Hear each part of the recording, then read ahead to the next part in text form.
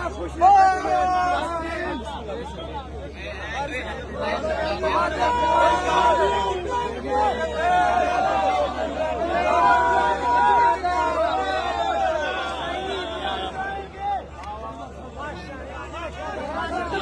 लोगों की मुराद सईद से मोहब्बत देख सकते हैं। मुराद सईद ने डट कर मुकाबला किया, कारकुनों का हौसला बढ़ाया और अभी भी आप देख सकते हैं यहाँ हजारों की तादाद में नौजवान यहाँ मौजूद हैं।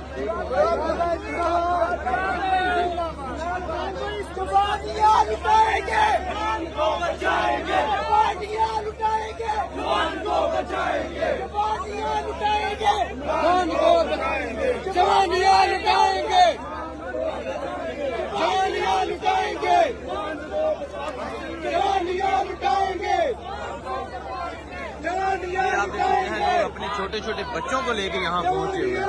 ये जज्बा है, ये जुनून है। जवानियां लुटाएंगे, जवानियां लुटाएंगे, जवानियां लुटाएंगे,